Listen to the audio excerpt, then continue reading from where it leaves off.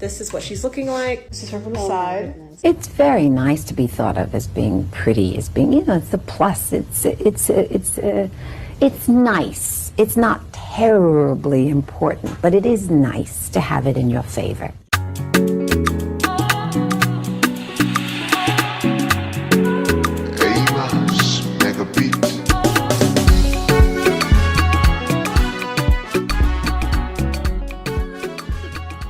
Hi guys, welcome back to my channel. Thank you so much for being here and I really appreciate your time. I wanted to come on here and just give my thoughts and commentary on this trending subject or topic of Black women getting botched rhinoplasties. There has been a whole discussion on TikTok about this. I'm not on TikTok, but I've seen other people make videos about it. It's currently going viral. And I've seen a lot of different Black women creators, content creators giving their takes. So I just wanted to jump in here and give mine. Okay, so I'm going to play some clips first and then I'm going to come back with the rest of my commentary. What photos did you show? Okay, so boom, I had went on Instagram and Pinterest to select these assortment of photos to show my doctor. As you can see, there's a common theme of a more defined bridge and tip that was built amongst these girls. What really assured me about my doctor was that he was very familiar with this guy's work. He had mentioned that he was a close friend of his and was very familiar with what he did, his style of doing things. So that made me feel even more great about him doing my nose, because it's like, if he could make me look like, sort of like what she got going on, then you already know. And then also, I did mention to him that I wanted more of like a Barbie style nose, while still being complimentary to my African feature. I wanted him to make sure to keep it very feminine and elegant. Hello guys, I wanted to show you my 5-week post-op nose reveal. This is what she's looking like from the front. That side. This is her from the side. Oh no, Other side. no. No way. The nostrils, don't mind that thing in there. It's not a booger, it's just a stitch that still needs to dissolve. Overall, I am very happy with my nose and how she's turned out. Granted, she's still very swollen and the tip is still very high up, but as the weeks progress, it will drop. Again, this is it. This is her. I'm very happy. Stop getting those noses, the ones that go like this and then they go like this. Please just stop. It's not, if you have a nose like this that gives you one of these right here, you doing this to it is not going to give the things that you think it's going to give. Please. I keep seeing it on my For You page. It's on my For You page and it's giving self-hate. Just stop. Every time a video starts like this, so here's my nose, you guys. I want to show you guys my nose. And it goes like this and my eyes go like this. It's like, girl, what did you do? Can I say something real quick? When I say this, keep in mind two things can be true at the same time. The first thing that is true, if you are insecure about something on your body or your face, like your nose or your under eye skin or your lips or your boobs or your stomach, and you have the money to fix it, go right ahead and fix it, baby. Nobody's mad at you. And if I were in that position and I had the money, I mean, I could be convinced maybe at some point. Never say never, okay? The second thing that is true is it is so sad and heartbreaking that doctors and insurance companies and whoever else, I don't know, make so much money off of women's insecurities, off of the fact that you hate something on yourself so bad that you are willing to risk your life to change it so that you can look better. Okay. Right. So first things first, oftentimes Black women's features are really like distorted for us, right? So our best features are downplayed and then maybe the not so great features are oftentimes exaggerated. So our lips, our hips, you know, sometimes our cheekbones, those types of things, you know, outside of a sexual context, they're oftentimes downplayed. Things like our eyes and the hue of our skin tone and our bone structure, the different types of like brown like hues that we have, like those things are downplayed. The way our hair looks, the thickness, all of that is downplayed. But then when it comes to things like our noses, the darkness of our skin, when that's a negative thing, that's exaggerated. So I don't think Black women have a fair or grounded view of themselves, such that we really get to see ourselves how we are. For a lot of Black women, you're thrown into categories. You're either attractive or you're not. And oftentimes what it takes to be attractive is you have to have certain types of features, a certain shade of skin, and a certain type of hair texture. So all of these things oftentimes cause Black women to place themselves in strange categories or lower or devalue the beauty they have individually because they're so busy comparing themselves to other people. And that's normal. We have been taught to do this. This is something that most Black women grow up hearing and doing and being told that they should do. And so one of the easiest ways that you as a Black woman can get past having a complex, particularly about your features, is to stop comparing yourselves to non-Black women. Number one. So find other Black women to compare your beauty to. Don't compare your beauty to white women. Don't compare your beauty to Asian women. Don't compare your beauty to non-Black Latinos. Don't compare your beauty to even biracial people who look more white or more other than Black. Once you stop doing that and you start actually comparing yourself to the women that you look like or that you have common features with, that will change your perspective. And so it's no secret that oftentimes white women are portrayed as the beauty standard, or the standard that all women should try to curtail their beauty or their looks as close to. But it's 2025, and like I always say in my videos, there's so much out here for you to really use to properly influence yourself, like influence yourself for positive reasons, and realize, oh, maybe I don't have to feel this way. I don't have to think that way. I don't have to go that way. Not only that, and I said this in my video about the statue, if you pay attention to the white people around you, because, if you're one of those people who cannot stop comparing yourself, okay, fine. If you stop and look at the average white person that you encounter on the daily, not on Instagram, not on TikTok, not on social media, where people are doing all types of edits to their photos, I'm talking about the average white woman in her 30s. She is not the standard of beauty, even for white women. Most of them do not have this perfect beauty that you are taught to believe that white women have. They don't. And so if you're curtailing your beauty standards or the way that you look at yourself to a standard that even the actual white women don't even have, then you're completely lost.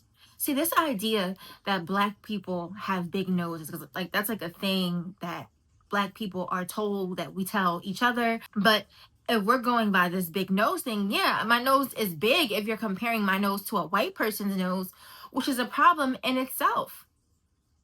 If you're taking your features and comparing it to an ethnic group that is not compatible with your own, yes, yours are going to stand out or look bigger or larger or smaller in comparison to whatever you're doing. Because honestly, like I said, when I think of big noses, I think of like beaks, like the noses that white people have that all of them go and get rhinoplasty to change. I think of noses that protrude out. I don't think of ethnic, like I honestly don't even think Black people have big noses. I think we just have ethnic noses. Yes, I have seen Black people that actually do have like wide noses that like spread across their face and like it makes their eyes look small. I have seen that, but that's rare. The average Black person's nose is just proportionate to their face. Most Black people have features that are proportionate to each other. That's why when you go and get these strange rhinoplasties, it immediately looks off.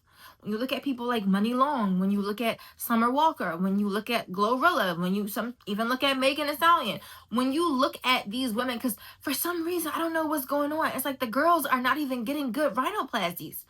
I mean, back in the day, Tyra had a rhinoplasty. Halle Berry had a rhinoplasty.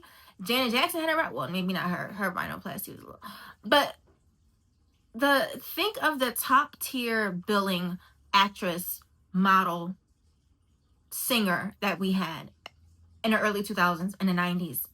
Some of them had rhinoplasties, but their rhinoplasties were tastefully done. But honestly, because people are so like, they're suffering from so much dysmorphia concerning their looks. People are getting these little tiny like what is that? That looks crazy. That looks crazy on the face of a black person. It does not belong there. The nose that you most likely had is what was proportionate to your face. And then, you know, this whole thing of like filters really distorting your features. So there are people who really don't even spend time looking at their true self because they always throw a filter, and not just like a skin texture filter, but like a filter that actually shrinks your nose, pumps up your lips, makes your eyes look bigger. All of this is a result of not placing your personal beauty standards in the right position. And so you're just soaking up all this information and you have no idea who you are or how you should look, and you can't even embrace yourself.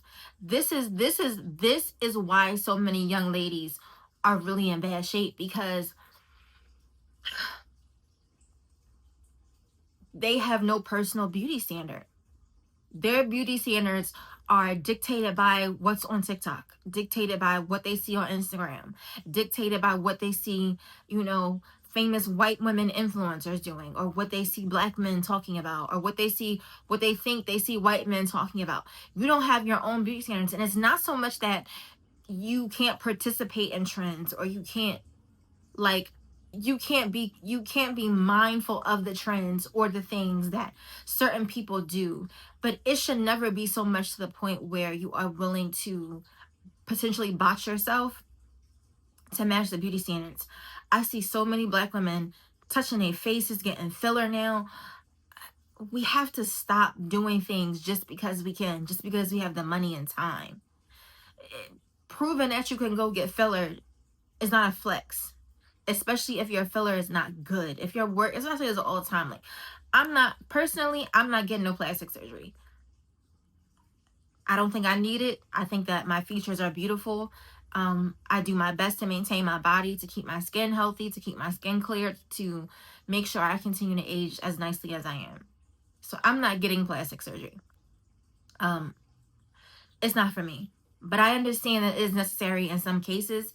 And if you go about it in the correct way, and you research as much as you possibly can, and you get a good doctor, and your results are good, that's an excellent change. That's an improvement to yourself and your self-esteem. But more than often, what I'm seeing is the girls are getting surgery and they look worse. They don't look better. They look worse. They look worse. They look botched. Or then you have situations where, because so many women follow influencers that are botched, they see botched looking bodies and filler faces and surgery faces, and so it becomes normal. Like, you literally trick yourselves into believing, oh, if your butt to leg ratio is completely off, it's okay. Not realizing, like, no, that's not a good sign. Like, if your nose looks like this, that's normal. Like, see, Perry, look how strange that looks on my face. Like, look at that. Like, imagine my hand is not here. Like, look, that would not look good on my face. That wouldn't look good. My nose and my lips and the corners of my eyes, this space right here, this space, this is all divine math right here, right? This don't have nothing to do with no doctor. And when you start messing with the proportions of your face, you will look crazy. You will. It won't. It's not worth it. It's not worth it because it's hard to go back. It's hard to go back and fix your nose once you've chopped too much off. It's hard to dissolve filler appropriately once your face has become super puffy and it's moved over here, moved over there, and this is too much. It's hard to go and get the youthful fat that's in your face back once you've gone and got the buccal fat removal. It's hard to get your lips to look to look the shape that they were supposed to look like, when your lip line is so overblown from filter, it's hard to go back. And so it's so much better to do what I always say do, is figure out what is the best aesthetic, what is the best makeup, what is the best hair, what are the best colors, what is the best skincare for you so that you look your best. That's always going to beat this out every single time. And like I said, please, please, please, please, please stop comparing yourself to non-Black women. Please follow and get influenced by Black women who look like you, who present like you. Because by looking at them, when you see them, that will then in turn help you affirm yourself. But if you're following women who have exaggerated features, exaggerated proportions, women who don't even look like you, share your race, share your ethnic group, and then you start looking at yourself like, I don't like this. That's how that happens. Because you're letting things influence you that shouldn't even be on your radar. Because it's truly devastating, right? When I see women with plastic surgery and they look terrible, they look botched, they look horrible, they look worse. That genuinely breaks my heart. It breaks my heart because I know you spent money on it. I know you spent time, weeks, months recovering. You went through pain. Your body, you put your body on the line because every time you go under anesthesia, you're risking your life. You did all of this to end up looking worse. That is devastating. But yeah, that's all I have to say on the topic. Those are my thoughts. Get below in the comments. Tell me what you feel. Tell me what you think. All that I ask is that you please be respectful. All right, thank you so much for watching. Take care.